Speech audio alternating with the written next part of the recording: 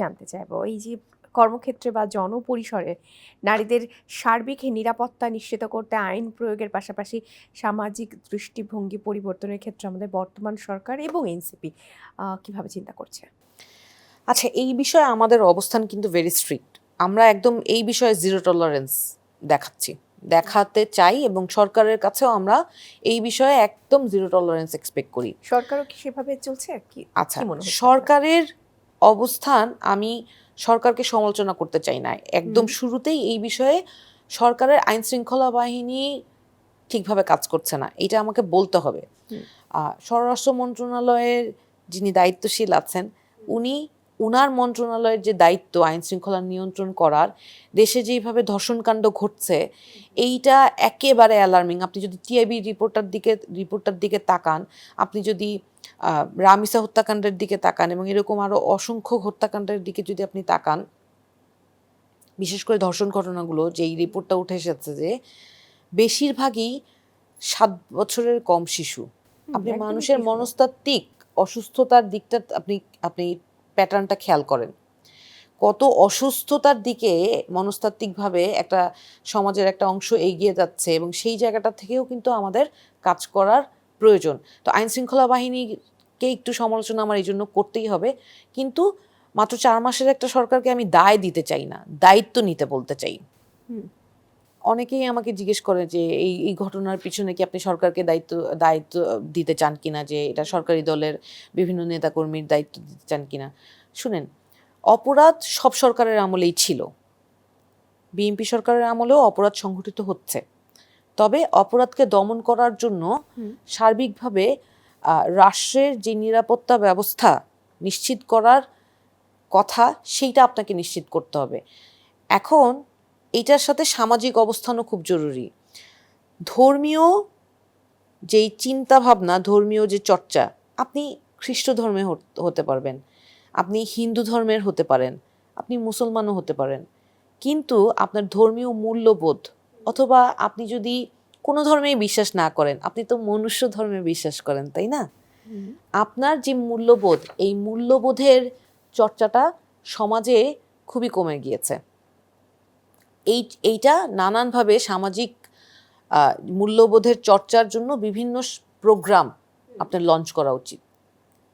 তাতে করে এই যে অসুস্থ মেন্টালিটি অবজার্ভ করা যাচ্ছে, এটার একটা বড় কারণ হচ্ছে পাশ্চাত্য দেশের বিভিন্ন সাংস্কৃতিক আগ্রাসন। আপনি দেখবেন যে আমরা হিন্দি সিরিয়ালগুলোতে এবং ক্রাইম পেট্রোলগুলো যেগুলো দেখায়, এগুলো দেখে আমরা কিন্তু ওগুলো থেকে ইন্সপিরেশন পাই।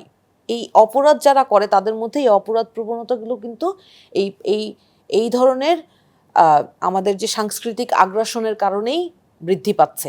এই জিনিসগুলো কি সরকার নোট করছে? আমরা কিন্তু বলেছি যে সাংস্কৃতিক আগ্রাসনের বিরুদ্ধে আমার ভাই হাদি চলে গিয়েছে, সে কিন্তু সেই সাংস্কৃতিক আগ্রাসনের বিরুদ্ধে লড়াইটা শুরু করেছিল, এবং সে জোরালোভাবে এই বিষয়ে কাজ করার জন্য সবাইকে আহ্বান জানিয়েছিল।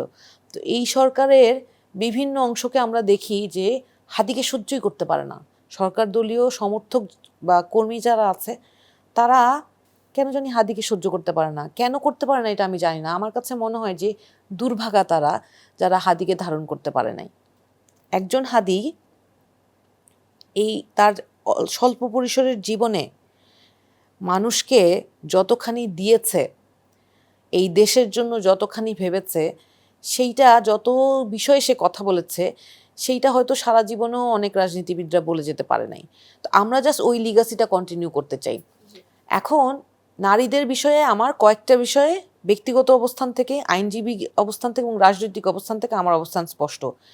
নারী স্বাধীনতা মানে এইটাও না যে সে আইন ভঙ্গ করবে। আইনের মধ্যে থেকে, দেশের বিদ্যমান আইন সংস্কৃতি মেনে নিয়ে নারী তার স্বাধীনতা চর্চা করবে। আমি যদি অপরাধমূলক কোনো কাজ না করি, আমি যেই পোশাকই পরি না কেন, আমাকে প্রশ্ন করার অধিকার কারো নাই।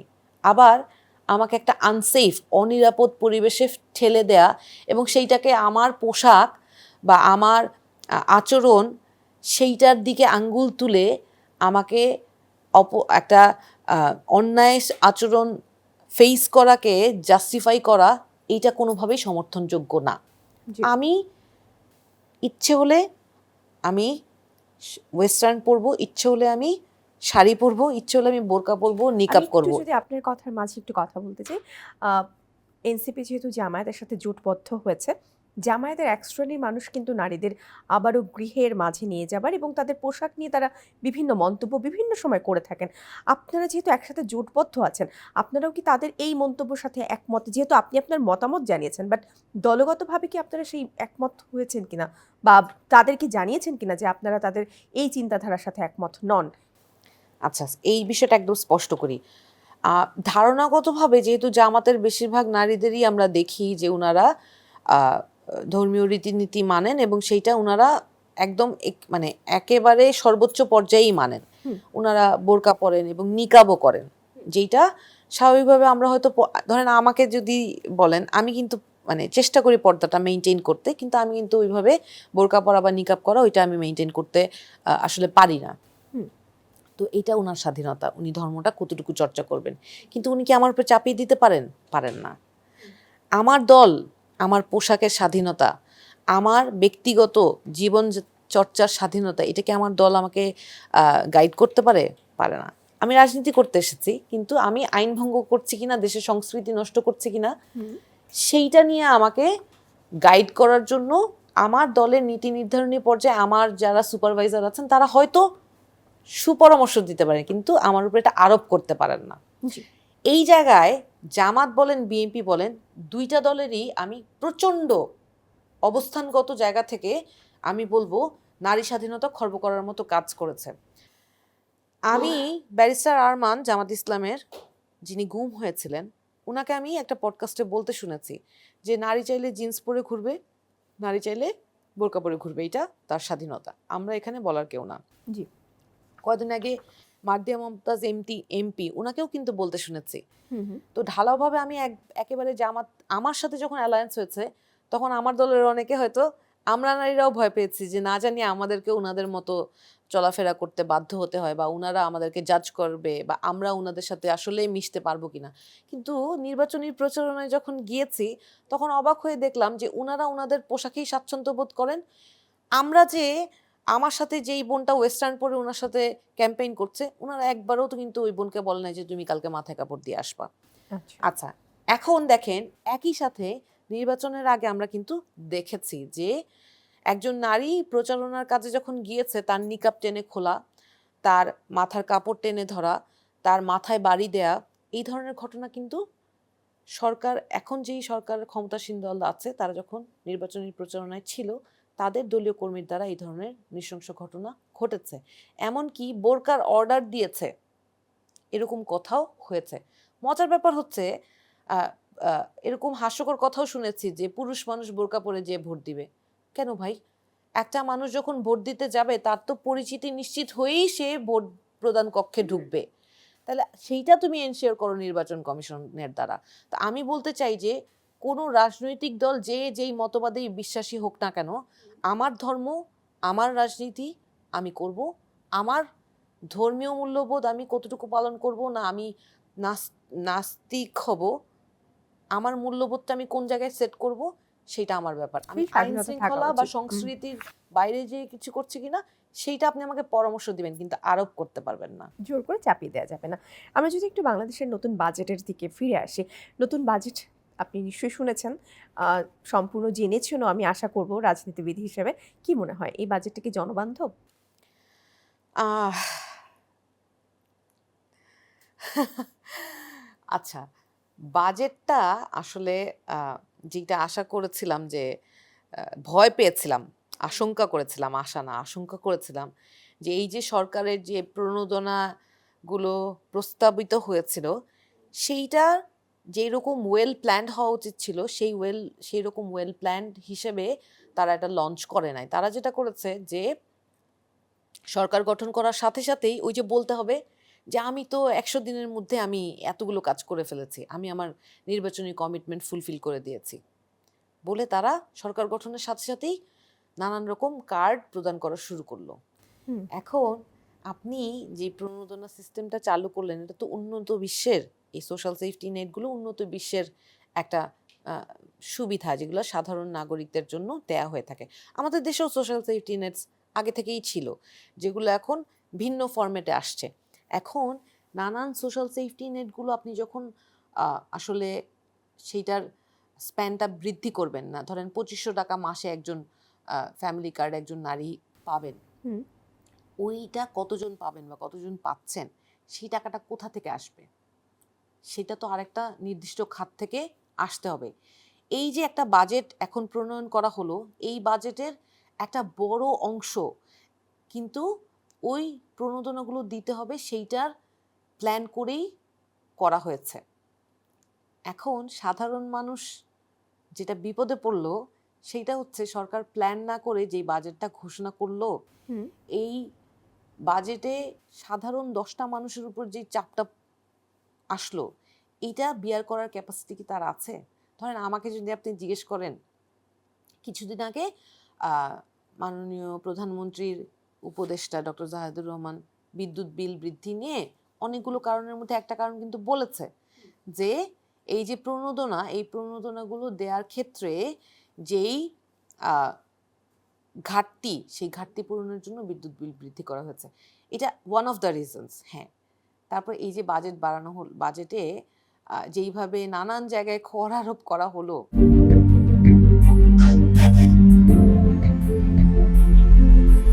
বিশেষ করে সঞ্চয়ের পত্রের ওপর ট্যাক্স বৃদ্ধি করা হয়েছে, মধ্যবিত্তের উপর করের বোঝা আরও বেশি চাপিয়ে দেওয়া হয়েছে।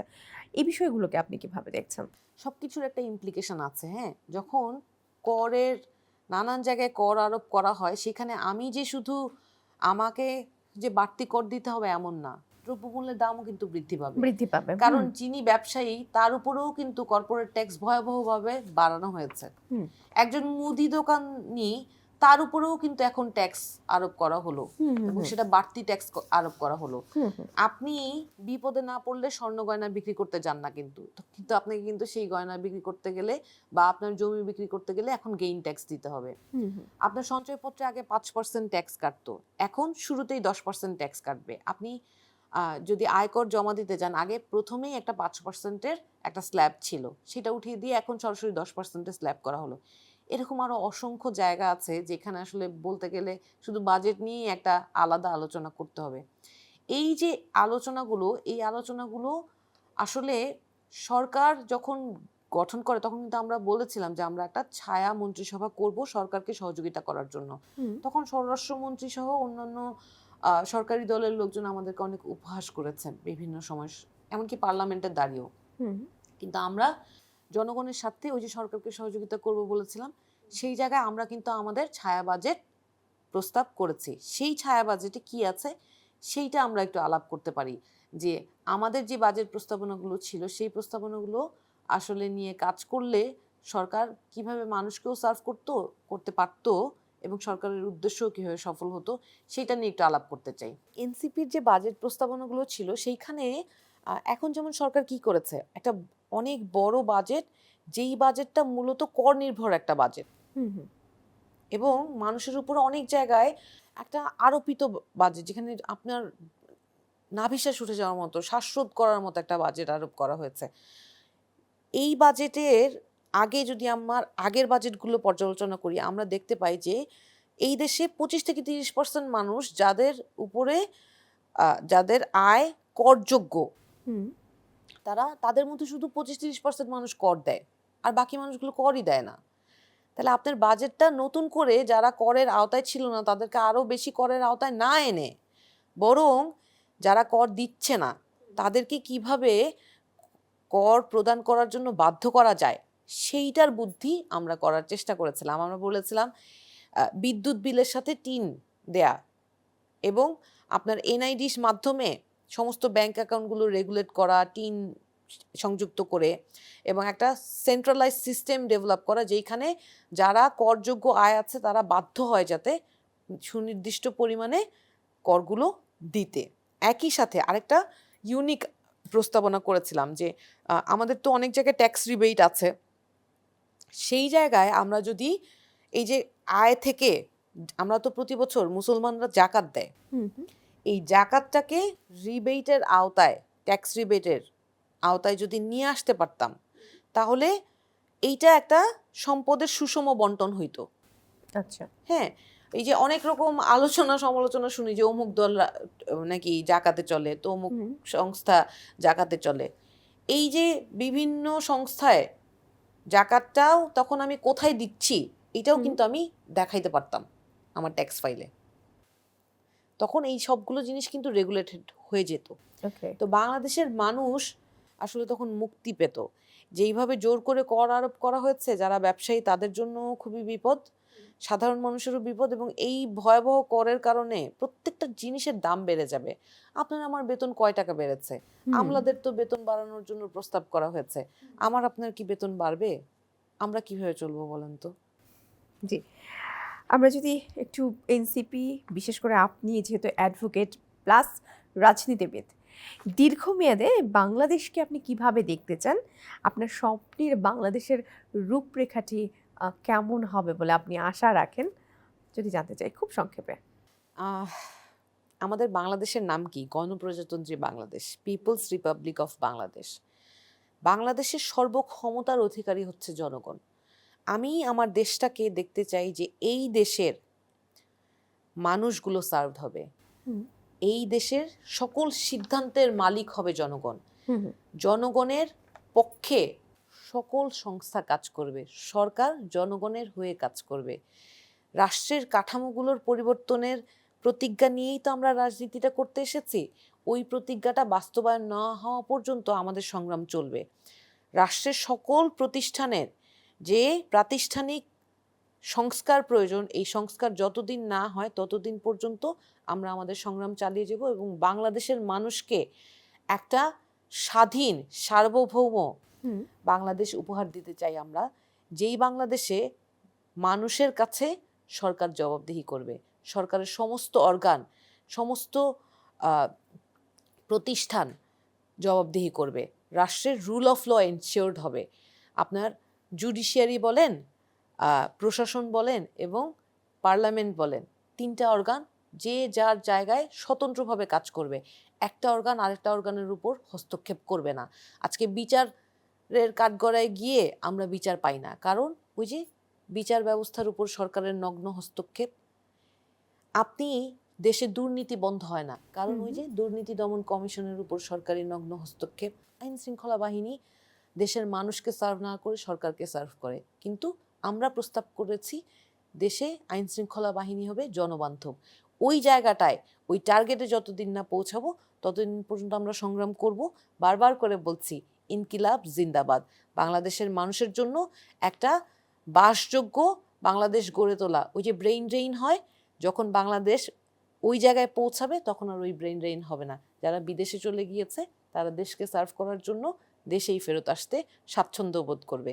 ওই জায়গায় আমরা পৌঁছাতে চাই। জি একদম শেষ মুহূর্তে দাঁড়িয়ে আছি এবং পরিশেষে যদি একটু প্রশ্ন করি, শেষ মুহূর্তের প্রশ্ন, নতুন বাংলাদেশের স্বপ্ন বাস্তবায়নে এই দেশের সাধারণ নাগরিক, বিশেষ করে তরুণ সমাজদের, একজন তরুণ রাজনৈতিক নেতা হিসেবে তাদের প্রতি আপনার আহ্বান কি থাকবে? এই বাংলাদেশের মানুষের কাছে একটা আত্মসমালোচনার জায়গা হুম এবং একটা দাবির জায়গা থেকে কিছু কথা বলতে চাই। সেইটা হচ্ছে, 17 বছর আমার পরিবারের প্রত্যেকটা মানুষ, আমার বাবা, আমার ভাই, আমার মাও এবং আমার হাজবেন্ড, প্রত্যেকটা মানুষের নামে নানান ধরনের মামলা, চাকরির জায়গায় হয়রানি হওয়া, হুম এইসব অত্যাচার নিপীড়ন আমাদের সহ্য করতে হয়েছে। আমার ভাইটা আন্ডার এজ, 18 হয় নাই তখন, বাবাকে রাজনৈতিক মামলায় ফাঁসিয়ে দিয়েছে। কেন? কারণ এলাকার মানুষ বিশ্বাস করে আওয়ামী লীগের এমপির হাতে টাকাটা না দিয়ে মসজিদের তহবিল, যে মসজিদ ডেভেলপ করার তহবিলের টাকাটা আমার বাবার কাছে বিশ্বাস করে রেখেছে। এটাই অপরাধ। এই অপরাধে আমার বাবার নামে রাজনৈতিক মামলা। আমার মা আওয়ামী লীগের পদলেহন করে না দেখে আমার হুম মাকে চাকরিতে প্রমোশন তো দূরে থাক, এত হয়রানি, এত হ্যারাসমেন্ট হতে হয়েছে। আমার হাজবেন্ড একজন ব্যারিস্টার, হুম উনি এখন যে সরকার দল সেই সরকারি দলের পক্ষের মতবাদের রাজনীতি করতেন, হুম কিন্তু ওই যে সুপ্রিম কোর্ট এরিনাতে আওয়ামী লীগের পক্ষের আইনজীবীদের যেই আগ্রাসন, যেই স্বৈরাচারী আচরণ, বারের দখল, এগুলোর বিরুদ্ধে দাঁড়িয়েছিল বলে তার নামে অনেকগুলো মামলা। সে তো একটা সাধারণ মানুষ, হয়তো একটা রাজনৈতিক মতবাদের সাথে বিলং করে, সে নিজের কাজটা করে, তাকেও এই অত্যাচারের শিকার হইতে হয়েছে। এত কিছুর পর না আপা সাহস করে কথা বলতে পারতাম না, একটা প্রতিবাদ করতে পারতাম না, অনেক কিছু চুপ করে হজম করে ফেলতাম। ভাবতাম যে আমি বেঁচে থাকলেই ভালো, আমি কাজ করি, খাই, নিজের সন্তান লালন পালন করে নিজের সংসারটা দেখি, এটুকুই যথেষ্ট। একজন নাগরিক হিসেবে যে আমার একটা দায়িত্ব ছিল, এই জায়গাটা ইগনোর করেছি। ওইটা একটা অপরাধ মনে হয় এখন, জানেন।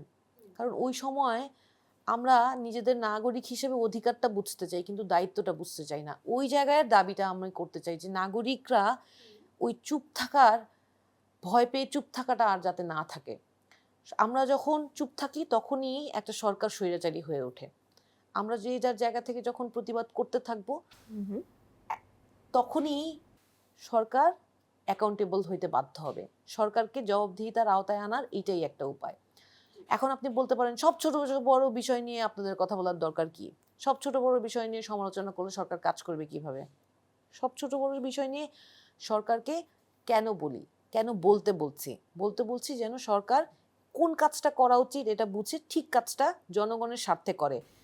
সমালোচনা করা মানে কিন্তু হেইট করা না, সমালোচনা করা মানে অপছন্দ করা না, সমালোচনা করা মানে সাহায্য করা, যেন আপনারা সেই জায়গাটা থেকে মানুষের পক্ষের জায়গায় সরে এসে কাজটা করতে পারেন।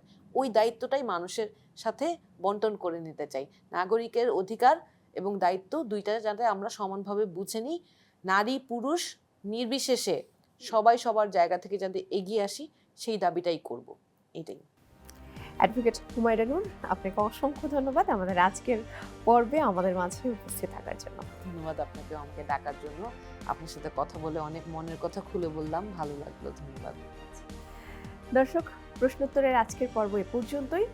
আগামী পর্বে আবারও দেখা হচ্ছে। ততক্ষণ পর্যন্ত ভালো থাকুন, সুস্থ থাকুন, নিরাপদে থাকুন।